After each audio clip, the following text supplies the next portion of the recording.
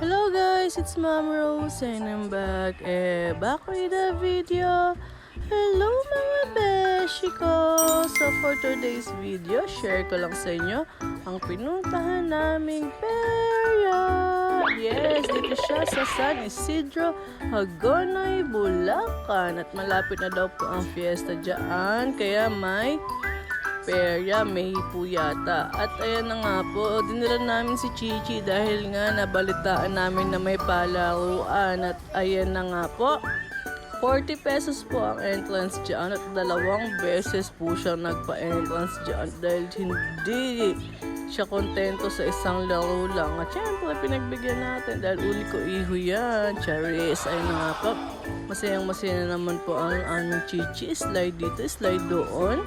At ayun na nga, saktong-sakto ang punta namin dahil wala po masyadong tao at hindi masikip dahil mainit po pag masikip. Charis.